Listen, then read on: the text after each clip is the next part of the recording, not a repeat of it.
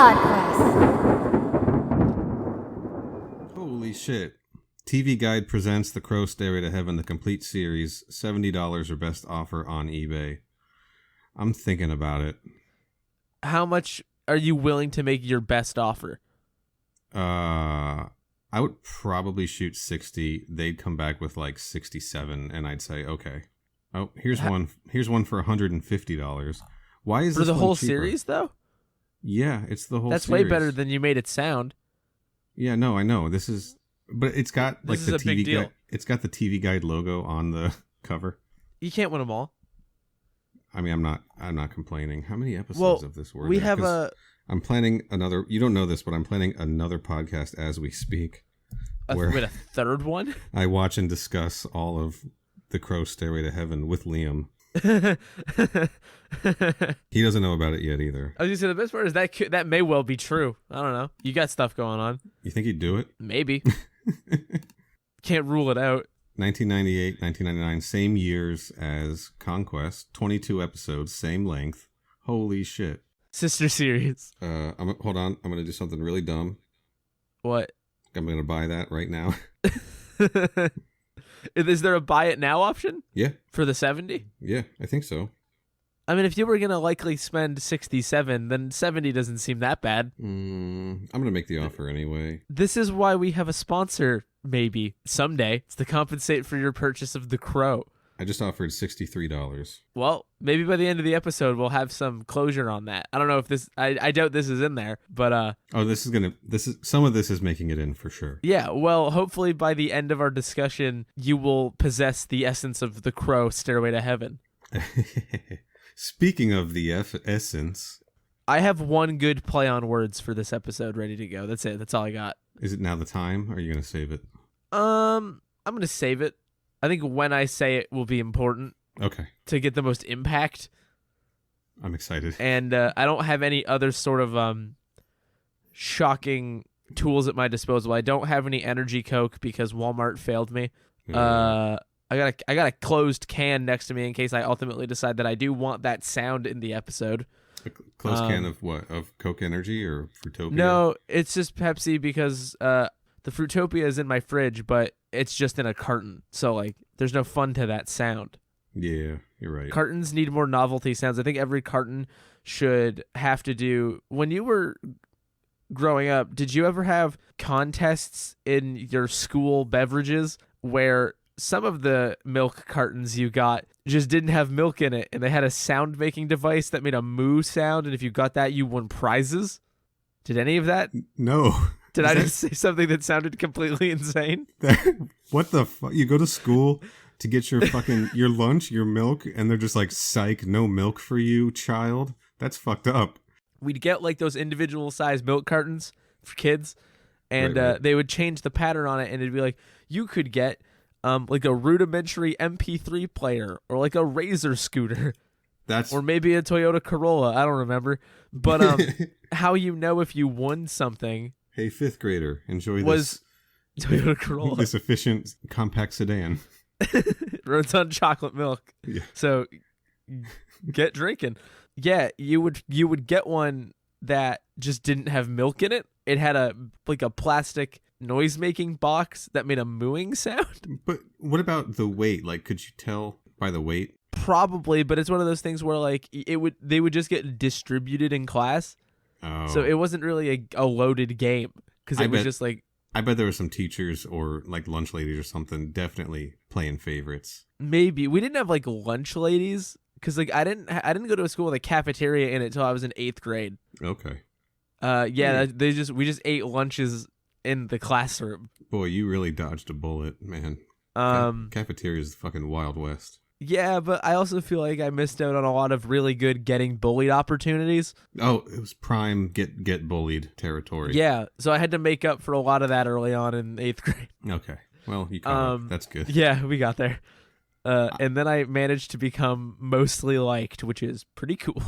I accidentally, in the cafeteria in 8th grade, squeezed a packet of ketchup. Don't know how you do that by accident. Well, it had a tiny hole in it, and I was just gonna squeeze it out so it would shoot really fast onto the tray, and instead it shot across the table onto a girl's shirt, and she got up and walked over to the table and shoved my head into the table.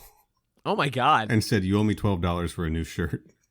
Oh my, what? And then like one of the faculty who was watching, like just grabbed her and dragged her to the principal's office. And I don't know what happened after that. That sounds wild. Didn't pay for that shirt. Yeah, well, I mean, stains wash out. She knows that, I think. I felt bad. Honestly, I was. I mean, you like, accidentally ketchuped a girl, and then in response, you got assaulted. Yeah, but you know, not a fair trade. I mean, I choose to believe that you are worth more than a shirt. It was a wild middle school. I thought you were gonna say it was a really nice shirt. I mean, there were fights every day, of course.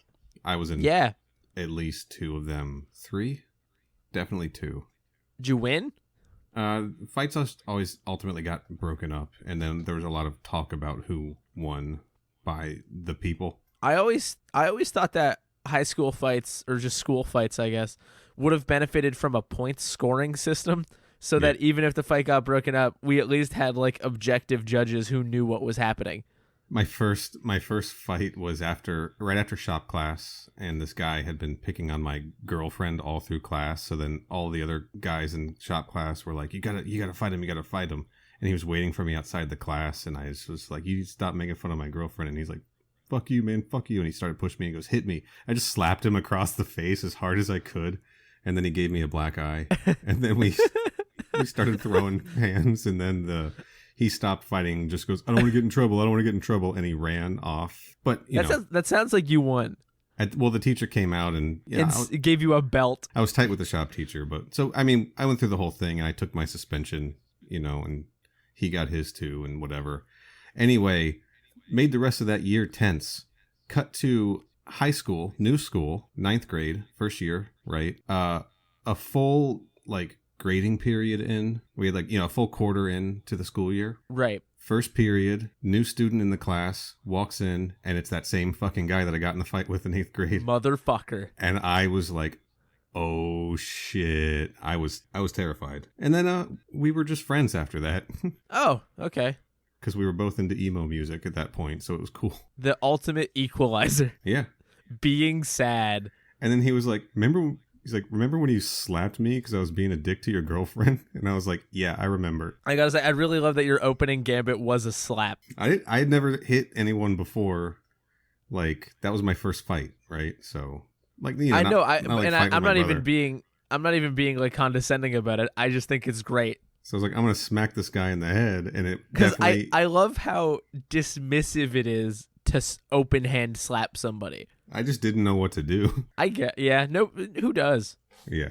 Well, I can think we know a couple people who know what to do when they get in a fight, actually. Yeah, the Kombat Krew. Yeah, let's talk about it. I have mentally prepared a brief summary of the events that we witnessed in this television program this week in an attempt to help us not get too in the corners. Yeah, not get lost in the weeds is what I was trying to say. Because there's not a lot that happens. It just happens in a complicated way.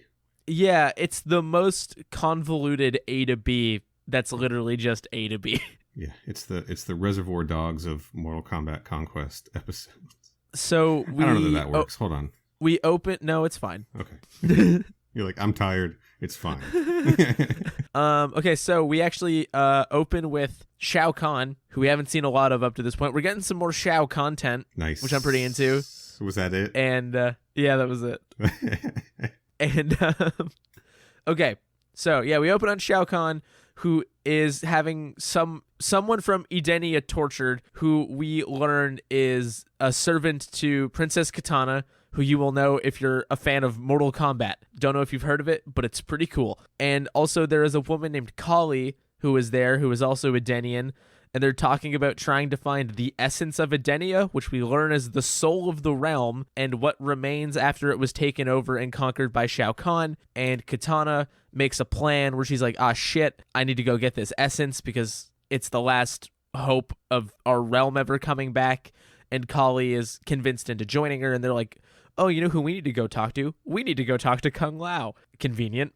Meanwhile, Shang Tsung and Vorpax are also scheming to get the essence of Edenia as a means of sort of getting their freedom, or at the very least Shang Tsung's freedom from the cobalt mines and Outworld in general. And then when we get back to Jujin, the Kombat Krew's just chilling in a sauna, having a good time, looking ripped as fuck, which we'll get into. Yeah, we will. And then as the episode goes on, they encounter Kitana and Qali and start learning more about Edenia and what's going on with that, and Kung Lao vows to help. And there is numerous confrontations between these three opposing groups. We've got the Kung Lao Kitana group, we've got the Qali group, which I'll leave vague, and I've got the Shang Tsung Vorpax group, all trying to get this essence. And, spoilers, by the end it is handled, and Kung Lao and Kitana are able to get the essence of Edenia. And along the way, we actually see a little bit of a godly spiritualism from Ciro and Taja, and that's about all the character development they get in this episode. So it primarily revolves around getting a bit more of a view into what's going on with Shao Kahn and introducing Edenia and Kitana, basically. Yeah, that's about right. It was a good one. I really liked it. Yeah, this is out of the episodes that we've seen so far, it might be the best. Yeah, I think so. Yeah, so this episode was written by Sean Catherine Derrick, who you may remember also wrote Immortal Kombat. I'm glad to see her back as a writer and handling the shit in a more compelling way. They're just given a lot more to do. Like, yeah. I think part of it too is this felt a lot more video gamey. Totally. Just kind of in general, both between the interactions between characters and just like bringing in, it's like we've got crossing between realms and we've got a bunch of main characters and everybody's fucking fighting everybody and there's big stakes, and it's like, okay, this all feels a bit more in line with what the games eventually feel like. But it's also like very snappy. There's a lot of like really fast talking whip cracky dialogue. Yeah. And not a lot of patience for like people to explain themselves, which is annoying if you realize pretty quickly that a lot of the tension could be solved by like a 25-second conversation. But it does set up some pretty bitchin' fights. It does, yeah. There's some cool ones in this. Real quick, the episode was directed by Jim Johnston. He directed an episode of that Jeff Meek show, Raven. Yeah. Which I am also obsessed with finding. All these bird shows. Crow, Raven, they're all connected. That's so Raven. That's all that pops up when I search for it. And so, I've watched all of those. And not to be confused with Raven, the kids' TV show from Scotland. Or The Raven with John Cusack, I think. Or The Raven by Edgar Allan Poe. Or that Simpsons Treehouse of Horror where they do The Raven. Or The Real Bird. Or, that's it. That's all of them, right? That's all the Ravens? I think we've covered it, yeah. Okay. So we meet a couple new characters in here. We meet spelled Qali, but pronounced. I had to turn the subtitles on to try to figure out what the fuck her name was. She's played by Rashumba Williams, who's a model, and we meet our first Kitana, because Kitana does show up in the series again later. Different actress. In this episode, she's played by Dara Tomanovic, who is also a model, and I think from Toronto. Oh, hey. Long trip nice. Down to Florida. Maybe that's why she didn't come back for the part, because she's like, I ain't going back to Florida. I had to drive 46 hours to get here because I didn't have a map.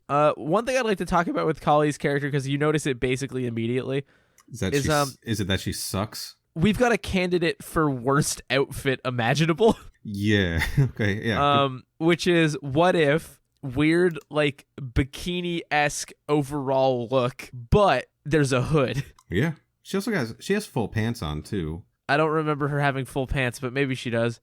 Yeah, you don't see it a lot, but I think the full pants actually make it sillier, because it's like, just put on, like, a full shirt. Yeah. Or a full shirt. Like, Kitana's in, like, a full shirt, you know what I mean? Right. It's like, actually, her outfit's pretty, like, looks like you could actually fight in it and it would make sense. Whereas for Qali, I'm like, no, it's not even like from a protection circumstance, but I'm like, that hood's gonna block your peripheral vision. Like, It just doesn't seem like it's doing you any favors. It's a weird style choice. But it's not it's no Omegus, right?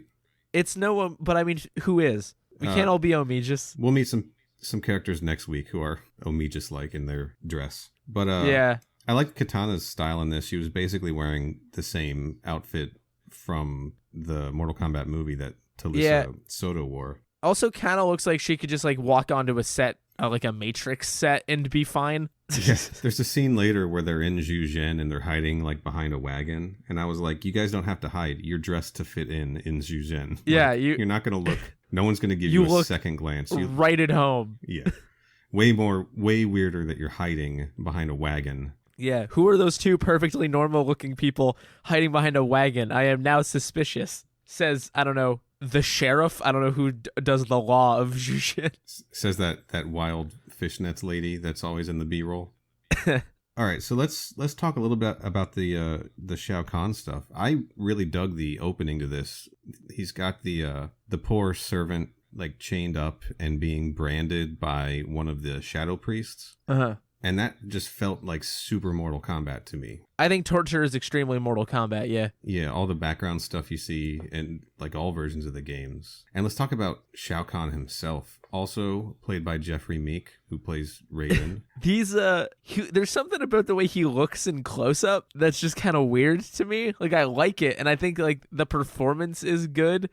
It's got like a weird, like almost theatrical vibe to it. But something about like, I think it's the makeup around his eyes. Yes.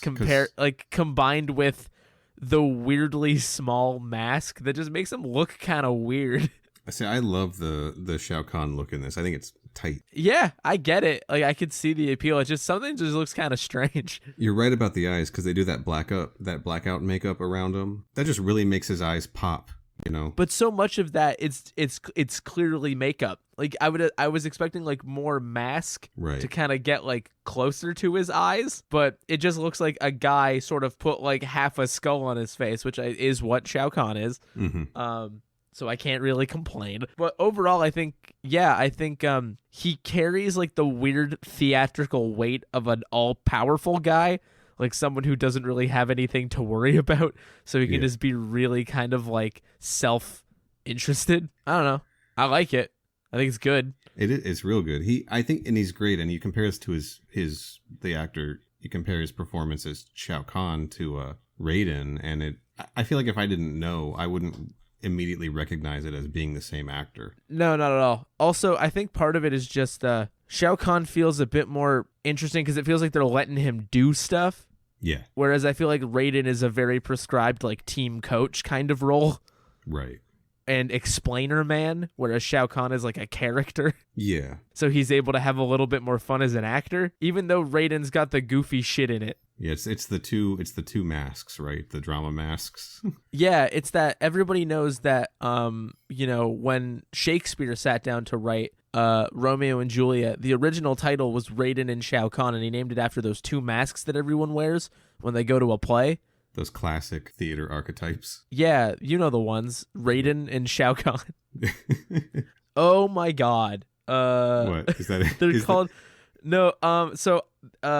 the Sock and Buskin. Right. And the only reason I'm saying oh my god is because when I was in university, I had friends who did theater, and the like play troupe at our university, I don't know how to accurately describe them as a group, but it was called Sock and Buskin. Oh. And I'm now learning what that means.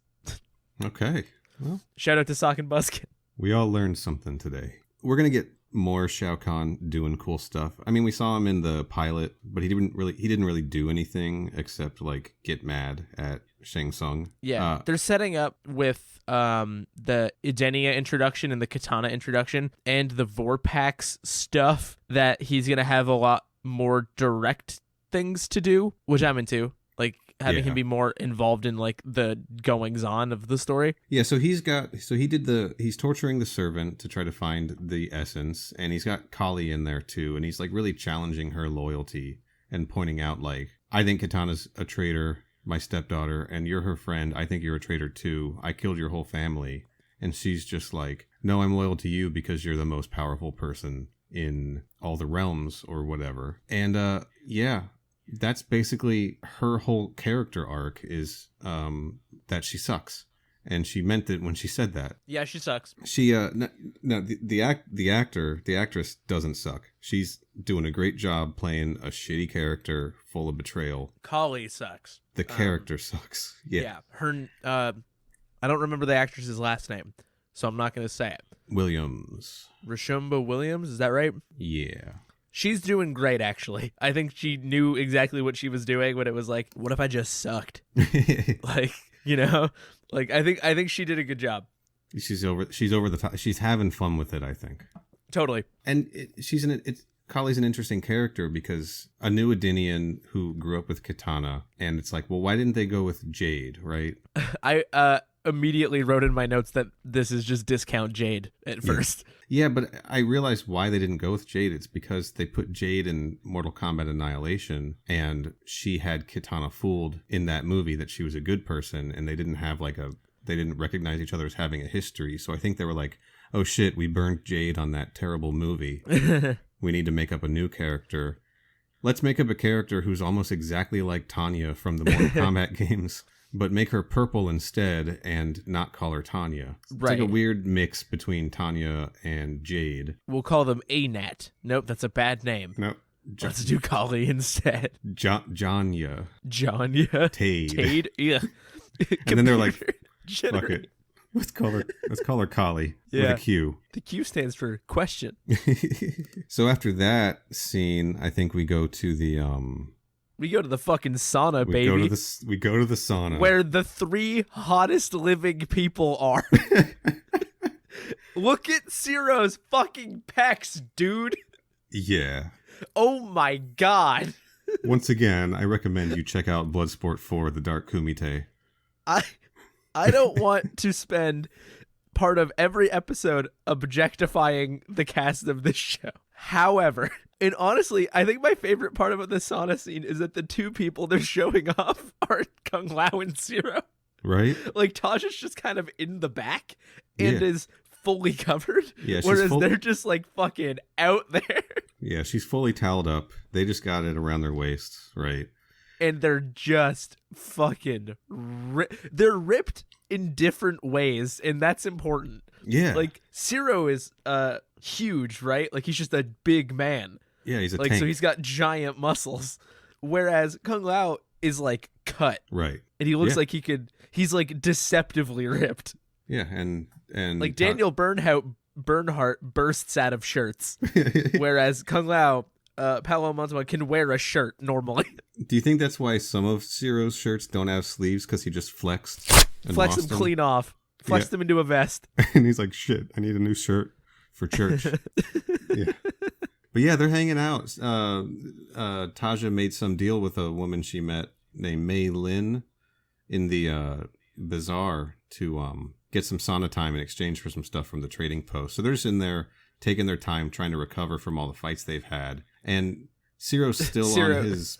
I was going to say Ciro somehow still not believing everything that has literally happened to him. Yeah, he's like, the guys with fanged serpents coming out of their hands and ice ninjas, and Taja's like, and ninjas falling from the ceiling, which happened to her on Cold Reality. He's like, man, I can't believe all of these things that happened to me didn't happen, is basically what he's saying. And it's like, Jesus fucking Christ, Ciro. Like, come on, man, we gotta talk. Because, like, look, just give in, dude. Nobody thinks you're cool because you don't believe in Mortal Kombat. We all saw it later this episode. You tried to talk to Raiden. You thought you were alone. Little did you know there was an entire camera crew there. Your mistake. And we saw you talk to Raiden. And it's cool. Just be cool. Own it, man. Own it. Taja has a line later, too, when she's talking to Qali, when she's like, I don't believe all that Outworld nonsense. And it's like, you're literally talking to somebody from Outworld right now. You're talking to somebody who came from there right now. When you were an old person, you were held captive by someone who was imprisoned in Outworld. Outworld's real.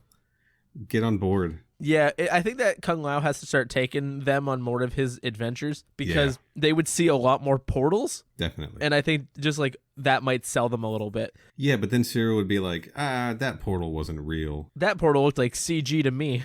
And everyone would be like, what are you talking about?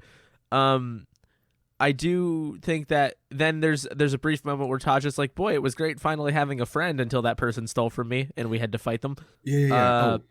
Real quick, we do get a new Ciro character trait. When Mei Lin comes in, he's no longer a hungry boy. He's extremely thirsty. He's horny. Yeah. He is immediately very interested. And there's a scene later that sucks a lot.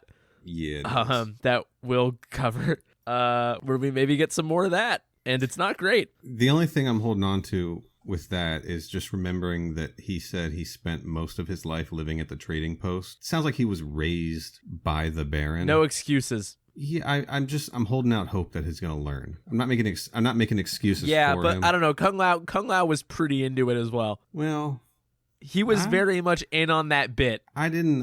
The one.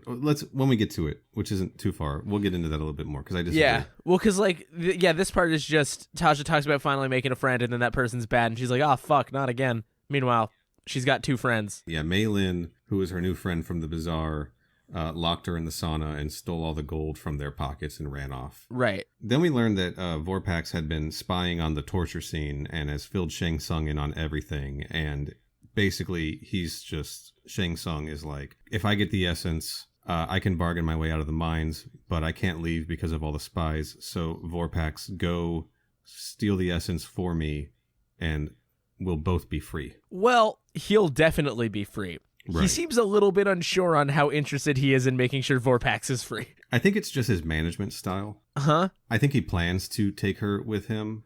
He's just being a dick about it. Yeah, he's got that classic minted abusive management style. Yeah, he's like an 80s, financial trader. Right. So from there, because that's a pretty quick cut and dry, like, go get it for me and I'll continue being sleazy Shang Tsung. Yeah. Bruce Locke continues to be great at his job. Yeah, then we cut to sleazy Shao Kahn. Oh, yeah. Is this with Katana and the weirdness with the touching of the face? And the staring. And the staring. Lots of staring. Yeah. He's just giving off creepy stepdad vibes. Yeah, we get the rundown for anyone who may not be familiar. Shao Kahn invaded and took over Edenia, which is the realm that Katana was from, and killed the rightful king, Katana's daddy. King Jared. Like, forced Sindel into marrying him, so Katana is technically his stepdaughter. Sindel's dead. She killed herself in this universe. They don't name her, but we all know it's Sindel. And now he's lusting after his stepdaughter while also accusing her of being a traitor, which she is, so he's not wrong. Yeah, she's not a traitor, but she's got a pretty good reason for being one. So, right. I mean, gonna let it slide on the traitorousness, or the treachery, rather. On account of he conquered her home, killed her dad, and made her mom kill herself. Yeah, he's a bad guy. And again, we're getting a bit more of the theatricality here from Shao Kahn in the way he's, like, talking really slowly. But also, there's something I gotta point out.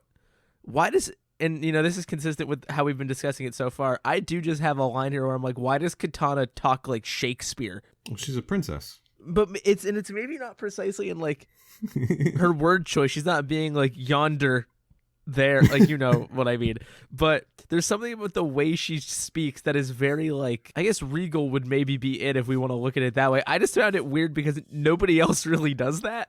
Well, yeah, I think it's specifically because she's royalty. She's also 10,000 years old, so she's been around maybe she's trying out a new talking style. Or maybe that's just how everyone talked 10,000 years ago and it stuck, like some people never dropped their accent. Right. Like people who were alive when trains were still being robbed have a really thick drawl. Because nobody robs trains anymore. Nope. What was the last time you heard about a train robbery, Neal? There was a bank robbery in my city like 2 days ago. How fucked up is that? That's cool. There's a real ass bank robbery? Are we still doing those? Did they wear face masks? Probably. The banks just hand them the money because they're insured and they just want them to leave. Right. And they always get caught. It's hard to get away with, right? One reason I don't do it. That's why I actually stuck to robbing trains. Yeah. Was because, banks are stationary, but the train's just going to leave. And then nobody can get you if the train leaves. I mean, honestly, like, train tickets are so inexpensive right now that any time you take a train, it's a steal. That's very good. So I guess all that's really happening here is we find out Shao Kahn is creepy and which I guess we already knew given look at the man. Yeah, but like a special kind of creepy. Right.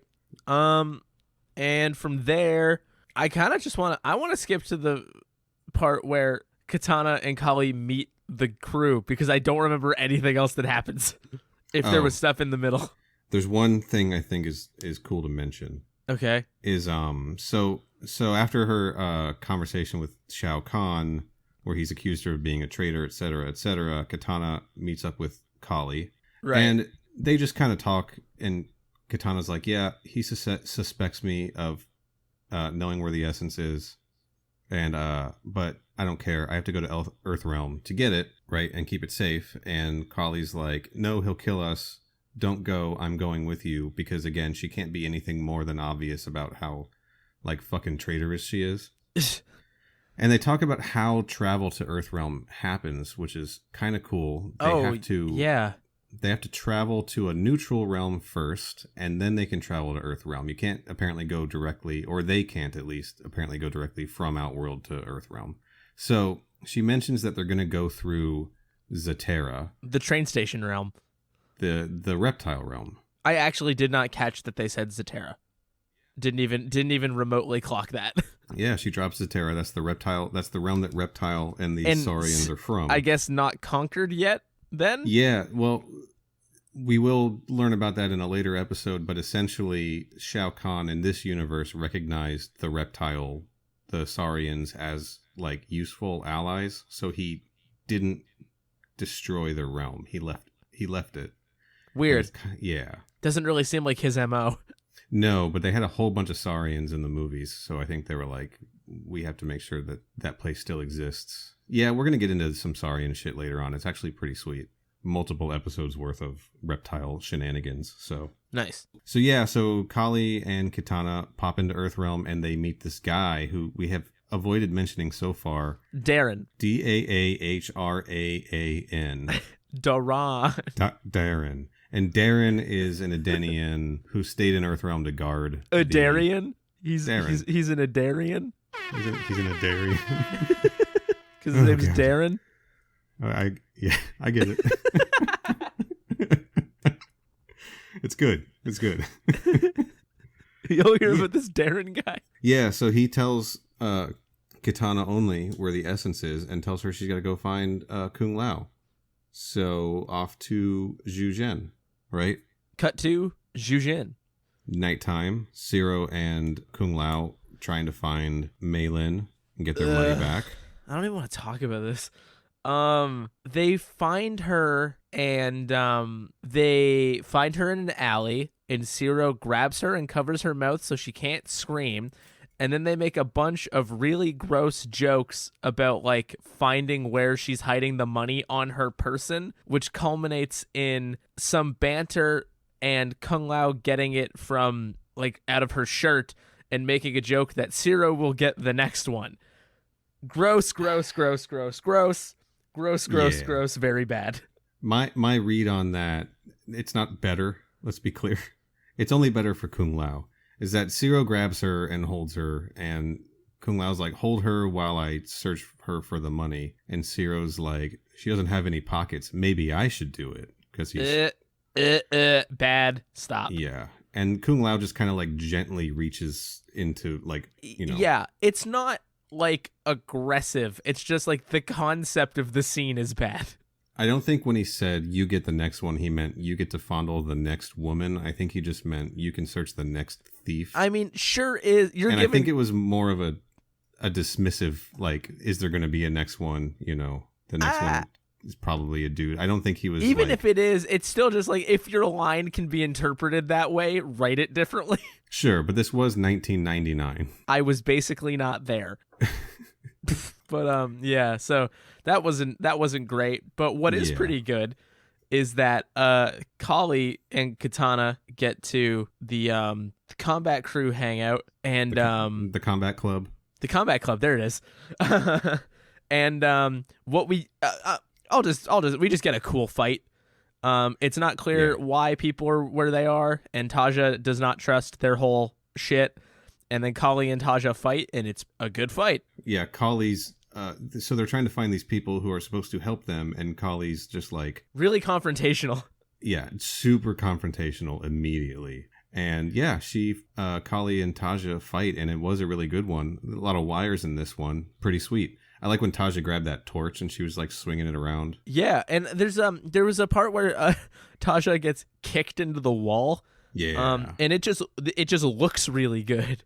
It looks like a person getting kicked into a wall would look. Well, they're really showing off like the Adenian, like the the strength here. The Adenian might. They're like super people. And yeah. And poor Taja, now twice she's been left back at the trading post and been attacked. Yeah, I think what we're learning is we gotta let Taja get in on some of this like excursion action.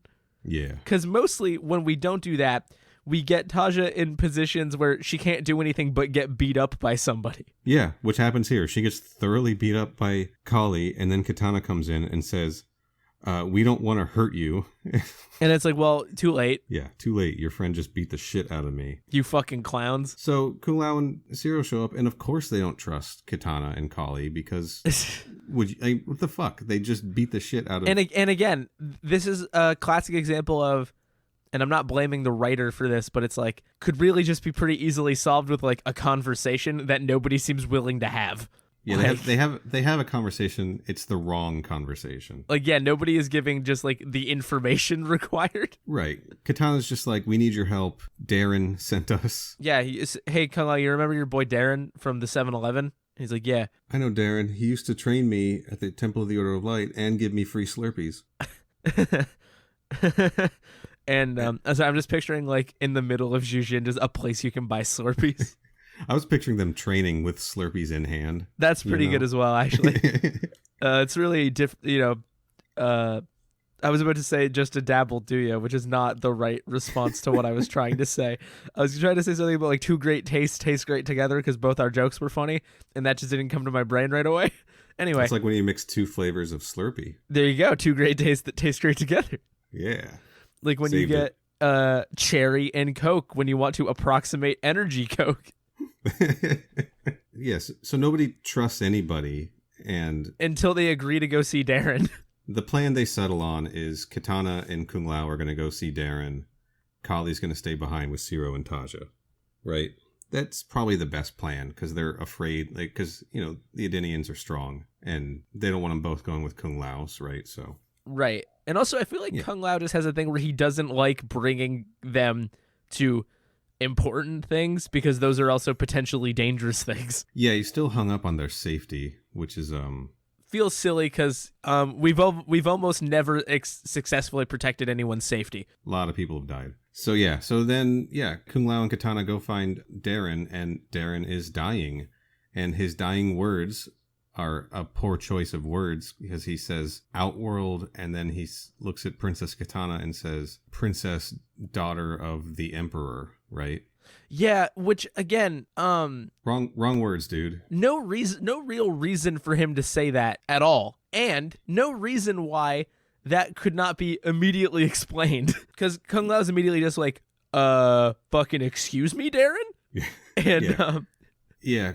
Darren's like, I spoke too soon, and then Darren's like, yeah, Darren didn't actually die. He just pretended to die so that he didn't have to. Darren died of embarrassment. He's like, oh shit, I'm just going to lay here and pretend I'm already dead. And then they get so upset at each other that Kitana and Kung Lao fight in front of a very embarrassed Darren. Yeah, Kung Lao's like, if I had known you're the Emperor's stepdaughter, I would have killed you like I'm going to now. And then he tries to fight her. But did you notice that she doesn't throw a single punch? She spends the entire fight just completely blocking and dodging his attacks, and then she disappears. Yeah, I noticed that I didn't notice precisely that she hadn't punched, but I noticed it was pretty like, it felt to me more like it was trying to illustrate to the viewer that like, not necessarily that it was like a stalemate, but like Kitana's not to be fucked with because she's keeping up here. Yeah, I think it's both, right? Like, right. She handled that with no problem. Right, fighting Kung Lao or dodging all of Kung Lao's attacks was absolutely nothing to her. And she's just chill. But B, like, she's not a bad person, and she doesn't want to hurt him or kill him, so she's like, I'm just gonna like dodge everything and get out, right? Yeah, I thought it was pretty clever. I thought it was cool. So meanwhile, back at the trading post, Qali's stuffing her face with bread and just kind of being rude to Taja, and Taja's like, I don't believe all this Outworld nonsense, and Qali's like, oh, it's real because I'm from there. Shit sucks, and I'm right here in front of you, and it sucks. It's real because I'm real, and also it's real because I've had really bad experiences. It's a wasteland, and I've suffered a lot of trauma, and I love eating bread or whatever the fuck because it's a delicacy, and I should probably be a little easier on Qali. Straight up, almost called her Tanya. Let's just start calling her Tanya. feel like I might have called her Tanya at least once already. So yeah. Anyway. Okay, so we got Tanya and Darren. Those are our fan canon names. Yeah. But yeah, she's like, she's gone through some trauma. She's clearly not handling it properly. I mean, she still sucks. But you know what I think Qali could use? Therapy? Well, I think we could all use a little bit of therapy, but definitely. But I think she could also use some delicious energy Coke. I think that would really settle her nerves and also energize her to kick the shit out of somebody, which she might attempt to do later. Yeah. So I think Tasha just pieces out and Qali, I assume, finishes her meal. And then apparently she also leaves. Yeah, can't help but notice that feels like there's no good way to keep people in bondage in this show. Like, people just kind of get out of situations. Like, you know what I mean? Yeah. Because Shang Tsung can leave the Cobalt Mines basically whenever. Yeah. Vorpax can leave the Cobalt Mines basically whenever. Yeah. Raiden can do whatever he wants. Mm-hmm. And Kitana and Qali can seemingly do pretty much whatever. So also, at the beginning when they were locked in the sauna, it was like a thick steel door, and apparently Zero just kicked it open. Oh yeah, well, I mean, look at him. But that's the most believable thing, door. And it's the fucking thick Zero. Thick door for a thick man. All right. Fan canon edition. Zero loves doors. That was him courting the door. Zero follows Instagram accounts that are just people posting like artistic doors. I think you should start one of those. I have one. It's called Egress-tagram. At Egress-tagram on Instagram. Why don't you plug that every week? Because I haven't updated it in more than a year, I think, at this point. Egress sounds like we should digress. Anyway. I genuinely love that you have that, though. Holy fuck. Yeah, I'll send you the link. Egress-tagram. It's a good name. Can you rename Instagrams? Because while I like that, I think that you should call it Zero Sexy Doors. Well, there's an Instagram account. It's the best. It's called Big Dave's Big Doors. Same idea. Yeah. Spice it up a little bit. He just posts pictures of big doors and rates them out of 10. Like on a bigness scale? Like tall doors, wide doors, etc. And so from my Egress-tagram account, I posted a picture of the Jurassic Park gates. And I tagged him and I was like, hey, Big Dave, what do you think of these big doors? And he was like, I think I wouldn't want to be on the other side of them. 10 out of 10. What, because like they'd be hard to open? Because of all the dinosaurs. Okay, that too. Well, I mean, all the dinosaurs got out. No, it got out inside the doors. Oh, this is the very beginning. The big gates. Got it. Yeah. I guess what I was thinking of is what it's normally called a fence. No, the big... Yeah, this isn't... I'm not part of Fence Instagram. Fence-tagram? Part of Door Instagram. Big Franz, big fences. Anyway, we sure did digress, didn't we? That's my personal favorite tangent we've had so far, I think. Let's ingress back into the episode. Ew, I don't like that. That's a bad word. Egress. Is that a real word? Yeah. Ingress? Ingress is entering. Egress is exiting. I don't like ingress, dude. That's gross. I know. It sounds like another word. It sounds like something Shao Kahn is into. Yeah, it sounds like some fuck shit that he gets up to in his spare time. Yeah, or wants to. Yeah, actually, yeah, wants to but can't. Right. Even he can't thoroughly ingress. So anyway, back to the episode. And then Darren egresses himself from this mortal coil. There it is. Is that a fatality?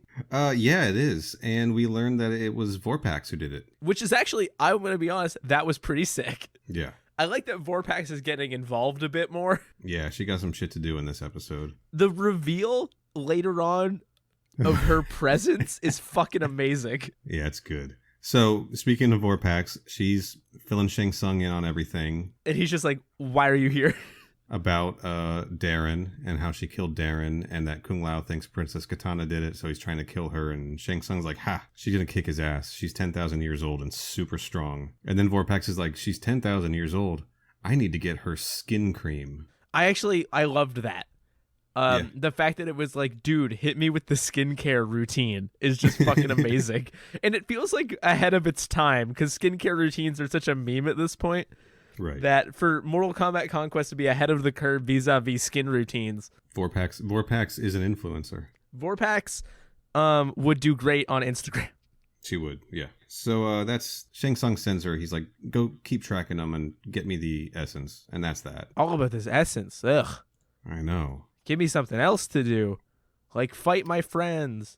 Let me fight my friends. Oh, so now we're at the part where Zero and Taja are trying to contact Raiden, right? And yeah, so basically they're like, well, we're certainly in a predicament. What if we try to talk to Raiden? And Zero's kind of like, I don't know about that. And Taja's logic being an omniscient god is maybe all listening, right? And can just hear us. And then she just literally goes like, Raiden. Hey, Raiden. Raiden, are you here? Hello, Raiden? Come on, Raiden, show up, you big piece of shit.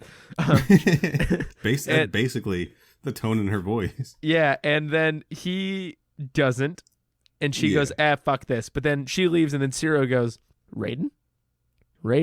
Yeah. Hello, Raiden? Fuck it. Like, yeah.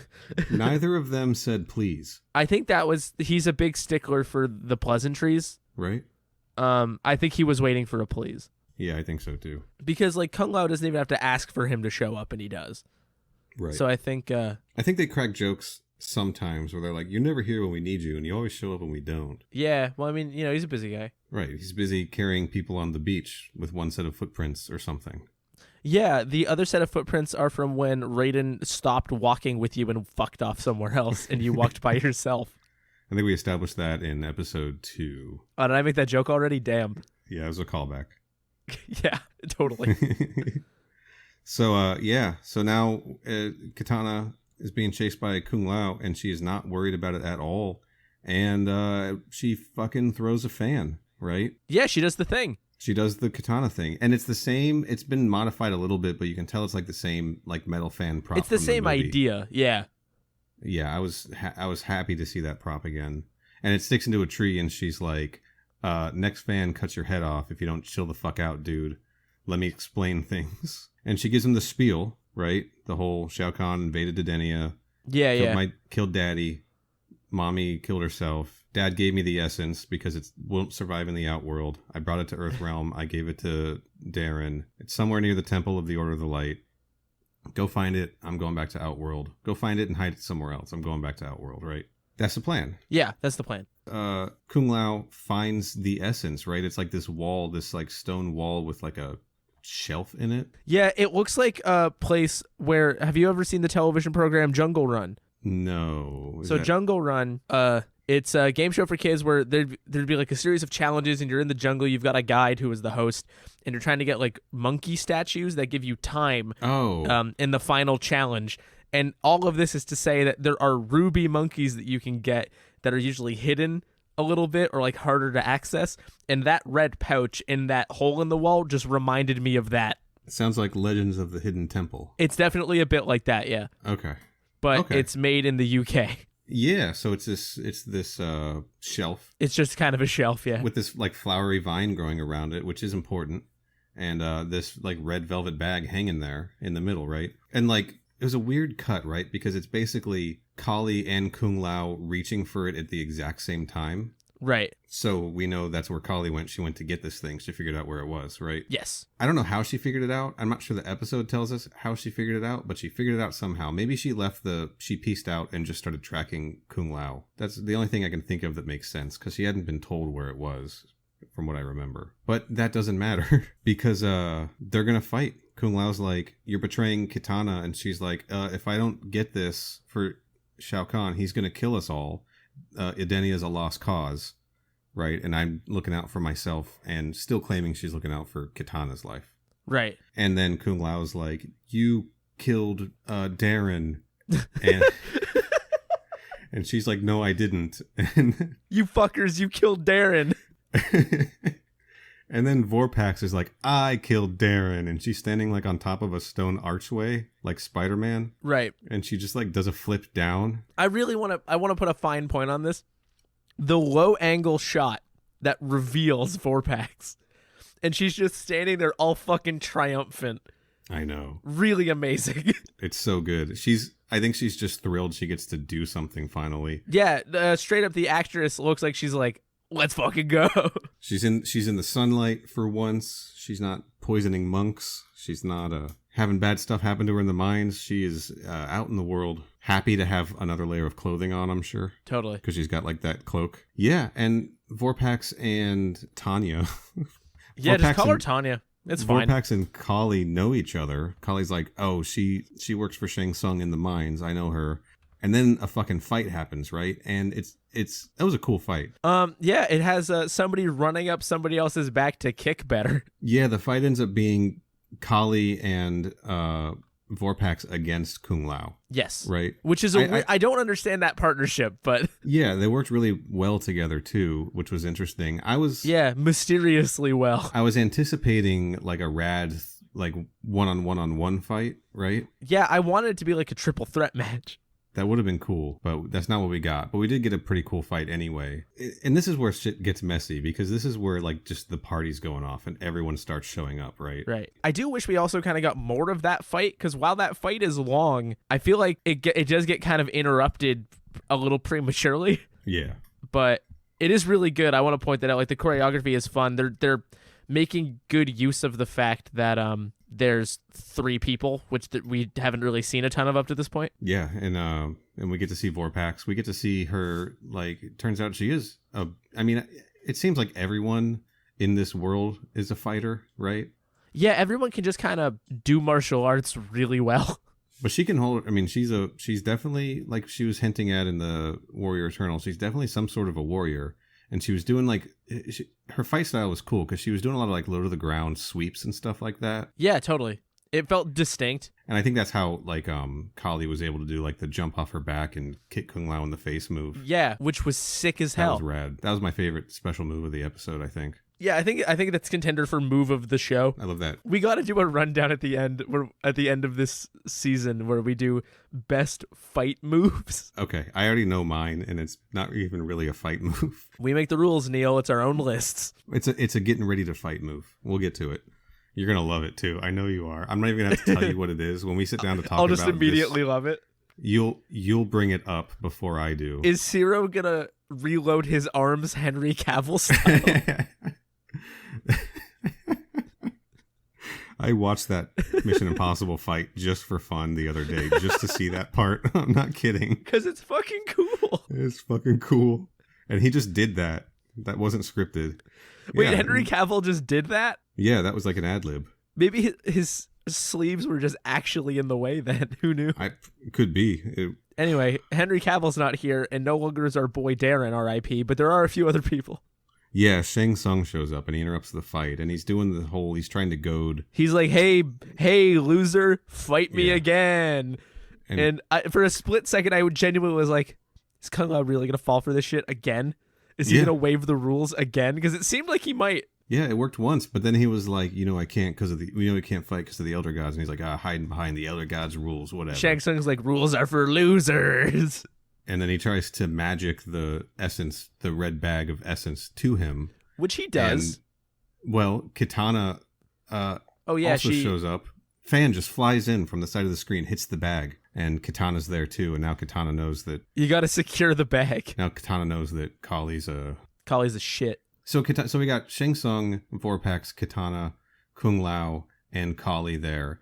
And we're expecting like a big old battle royale, right? But instead, Shang Tsung just like shoots a fireball portal at the, where the essence had been hanging at the cubby. Right. And he like somersaults and grabs the essence off the ground and dives through it. And then like Vorpax is like, wait for me, you son of a bitch. And she jumps through too. And yeah, we didn't get a big sweet battle royale fight. That would have been really cool.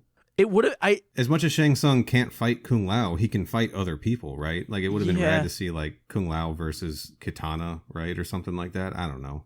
I'm sure we will have future opportunities for this, but it really does feel like wasted potential to get all those people on screen at the same time, and the result is a really awkward low angle shot of people jumping into a portal. Clearly on another trampoline, too. Clearly on a trampoline. Yeah. And just like they were jumping at something they weren't certain they were going to land on.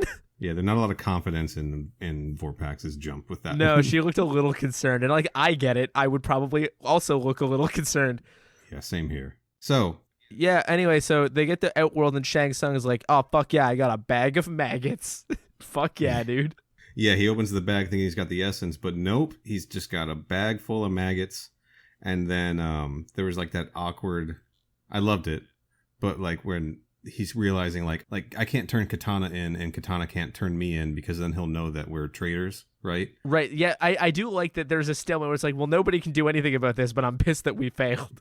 Yeah, and then Vorpax just goes, stalemate. It was a fantastic line reading. Oh, yeah, it. That line is quite good. And she's like really fucking, like, I don't know why she leans into that so hard, but it's good. It's really good. Yeah. Yeah, so then what? Katana's like, fuck you, Qali. Go back to Outworld. Yeah, get the fuck out of here. And then she's like all sad because the essence is gone, and Kung Lao's like, or is it? I figured it out. You said that the essence was a seed for life in Edenia, and I figured it must be the vine. And he's like snatched a flower. Fucking so. And he had. I thought that was dumb. Like I didn't even notice. Like I didn't like visually. I saw a vine. I did not really clock the vine as relevant. Like right. Or the seed of a realm, like I didn't clock that as relevant either. So it feels kind of silly for that to have been extremely relevant. It makes you feel dumb, like you missed something, right? Well, it only because like their choice is kind of dumb, but it makes me feel dumb when I think they're the dumb ones. It does make sense that there would like the bag was so fucking obvious that, right? Like I get that there would be some kind of course it's a decoy, right? Right, but like I don't know. Yeah, and Kitana's like the essence is in the pollen, so we're good. Put that somewhere safe, right? And don't knock the pollen off of it, I swear to God. If you destroy my last hope of restoring my realm, I will I never swear to God. You. I swear to Darren, I will fucking kill you. I swear to Raiden, I swear to Fujin, I swear to who are the Edenian gods? Jared. I swear to Taven's dad. And Dagon's dad. And Dagon's dad and mom. I can't pull their names. I should know them. Tune in next week for you just lost your Taven fan card. It's I just had it. Fuck it. Who cares? Nobody knows who Taven is except me anyway. Well, so. I think our listeners will disagree. I'm just glad I got to drop Taven's name in because we're talking about Edenia. We got there. Didn't even have to force it. And then I mean I kind of forced it. Speaking of people finally showing up on a TV show, which is what we're doing. This is a TV show. Raiden shows up at the end to just drop some quick Kitana info about their similarities and connection, very matter-of-factly in a way that's actually hilarious. Like Raiden just goes, like, yeah, you guys have a connection, obviously. You're both like, yeah, like, get it together. Yeah, you're both warriors. Come on. You're both warriors. She lost her realm. She doesn't want you to lose yours because she cares. And she's quite a woman. And they're like sowing this seed that I don't like of Kung Lao. Like maybe they're trying to make a romantic connection between Kung Lao and Kitana, which is weird because Kitana and Liu Kang, who in this universe is Kung Lao's like great grandson or some shit, or nephew or whatever, hooks up with her in the movies. And yeah, we'll have to see how that plays out. Jen's only been dead for like 2 weeks. To be fair, it's a different Kitana several times over. And he's a monk. Well, he's a warrior monk. I'm trying to avoid making another get it wet joke because it's always uncomfortable when I do those on And then we get one twist in this episode to wrap things up. Yeah. I just have Vorpax, oh fuck, surrounded by kung fu treachery is my note. That's just because I was thinking about Black Dynamite, I guess. But yeah, we get the reveal that Vorpax has either always been in league with Shao Kahn or is now choosing to be in league with Shao Kahn. Yeah. And either way, big moves. I think it has to have always been that case, right? Because at the beginning when she was like spying, quote unquote spying on the torture, she was just kind of standing there. Yeah. Like, she wasn't particularly well hidden. She certainly wasn't hiding behind a wagon. Well, and right? I also think that she clearly has a small amount to gain from Shang Tsung. Like, if I were Vorpax, I wouldn't trust Shang Tsung as far as I can throw him to actually help me. So she may as well be setting up a few different contingency plans. Yeah, she's playing all the angles. And I respect that. And we've also got Qali out there on the loose somewhere who was similarly doing the same sort of thing, right? Looking out for herself. Right. Another very Tanya move. But I guess when your whole realm gets annihilated, you gotta keep what you can keep, right? Yeah. Yep. I've never had my realm get annihilated, but if I did, it would probably suck pretty bad. That would not be pretty cool. That would be not ideal. I do love that we're now getting all of these, like the classic sort of, I guess it's classic, all of the different Mortal Kombat allegiances and betrayals. The pieces are falling into place. And all of that kind of like Deadly Alliance style. It feels very Mortal Kombat to have all of this treachery and betrayal coming into the show. I was pretty jazzed about that too. Yeah, I think that this is a good, not just a setup episode, but it's establishing, I think, what a good episode of the show feels like a really good one, which is like, It feels a bit like the games. And it feels kind of lame to say that because it's always kind of annoying when people get something new in a franchise and they're just like, I like it because it feels like the rest of the franchise. But it did feel like this show was struggling to find its footing when there wasn't as much Mortal Kombat stuff in it, and it was trying to go wholly original with sprinklings of MK stuff. So I'd certainly rather the inverse just to see if it improves. And I think this was a good example of what the show can do, and they can get a bit more playful, have more stuff going on between characters. The show also excels for me when they bring in familiar characters, right? Yeah. So bringing Princess Kitana into the universe and giving us some good Shao Kahn stuff definitely helps. They got us some Darren. Everybody loves Darren. Hashtag put Darren in MK11. Darren for protagonist of Mortal Kombat 12. You cowards. Ed Boon. I would be psyched if Mortal Kombat 12 was basically a retelling of Mortal Kombat Conquest because they just rewind back. It could be. Holy shit. And they're like, yep, we're doing it. We're making Vorpax canon. We're making... Dude, honestly, I do kind of want Vorpax to be canon too. Zero and Taja are in here. Like, that would be good. Yeah. And I want one of those two is definitely a secret member of a Mediterranean war cult. Yeah. And can throw green magic. I don't know which. I have thoughts about that, by the way. Now that we're done with the episode, let me just say this. A few episodes ago, we were theorizing if these characters are descendants of, the characters we see, at least in the movies, right? That these are a prequel to. Because they're definitely filling the same roles, right? Our core for Mortal Kombat movie was Liu Kang, Sonya, and Johnny Cage, and Raiden, right? Well, Raiden's still Raiden. Kung Lao was definitely the stand-in for Liu Kang. And then we got kind of caught up on Zero and Taja. I think it's clear that Zero is an ancestor of Sonya Blade. Okay. Because he's a cop, and she was quite literally a cop in that movie. Uh-huh. Or in the military. He mentions when they're in the sauna that he was like, I've had more fights than a bad year in the army, implying that maybe he spent some time in the army. He needlessly manhandles somebody who broke a very minor law in the grand scheme of things. Yeah, like when Sonya shotguns that guy in the club. Yeah, or just does anything. Yeah. I think that Zero and Sonya Blade. I think his name is Zero Blade. That's what I'm positing right here. Right now. Also, you keep saying that he's a descendant of Sonya Blade, which I feel like you have backwards. I said he's an ancestor. I picked the word specifically. I think I may have said descendant once, but then I corrected it and said ancestor. Well, I'm going to draw attention to your flaws. And if I didn't, I'm doing it now. Cool. Thank you for paying attention. And I think that it makes sense that Taja is probably an ancestor of Johnny Cage because they're both kind of wild cards and quippy and feel like they both have a lot to prove. You know? I think if for those characters to be canon, they had to be related to existing Mortal Kombat characters, you're probably more or less right. I just wanted to settle that because I've been thinking about it for weeks. But that's it. Next week, we've got another big episode. We're going to meet some more new... some more like MK Conquest OGs. We're going to meet some Conquest OCs. And the title of the episode is Noob Saibot. Well, I wonder if Quan Chi is going to show up. Actually, we've got a good run coming up here. We're going to meet Noob Saibot. We're going to meet the Black Dragon. In another episode.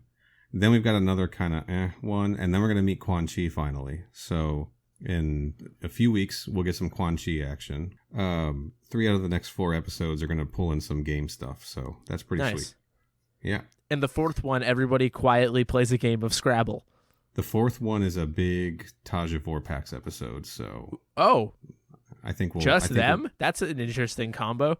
Well, that's a big part of it, so I think Nice. that one's going to be entertaining. And I also, believe in this show's ability to bring in Mortal Kombat stuff to make me excited, but also make me interested enough in the OCs that I will enjoy that. Yeah, The show is growing on me by the week. that one is going to be a rough one to talk about because they turned the betrayal notches up to 11.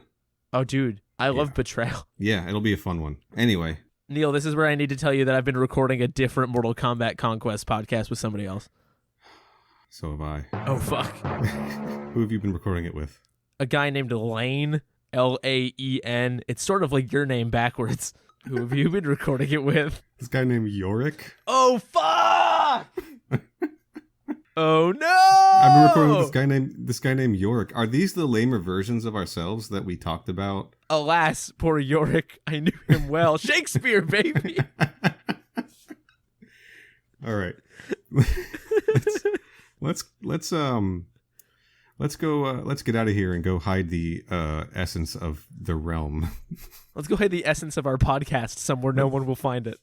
Let's go back to the trading post and take a nap like Kung Lao needed to at the end of this episode. Dude, I could use a nap. Holy shit. Yeah, I could too. What do you got going on, Corey? Was that a request for plugs? It was. I wanted to make sure. Okay. Well, I've got a Twitter account, like a lot of us do, at Mr. Corey Price, and you can watch me tweet occasionally on there. And if you want to hear more of my dumb thoughts and opinions, you can listen to They Made Another One, which is a show that I do with my good friend Liam and occasionally also Neal, including this week.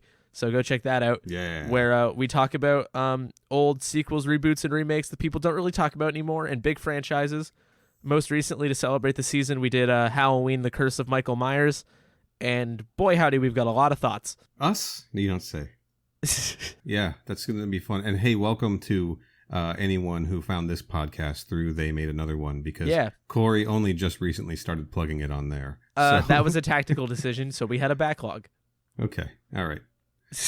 Yeah, go check out They Made Another One on Twitter at They Made Another. Is that right? Oh, yeah. Did I not include that? I'm not sure. Yeah, it's They Made Another. All one word. And you can find me on Twitter and Instagram at Final Neal with an A. I'm not going to use that same joke for a third time because I used it on your podcast for a second time. It's a good joke. And I've got a retro gaming Instagram account at A Mess of Games. Post lots of Mortal Kombat stuff over there too. And follow my Instagram Doors account at Egrestagram. That's apparently. So fucking amazing. I need to follow that. I'll start updating it again. Give the people what they want. Shout out to Big Dave's Big Doors. I'm waiting for the Big Dave cameo on MK Podquest. I meant the TV show, but also our show, I guess. I'll DM him and be like, hey, you like Mortal Kombat? We gotta get Big Dave.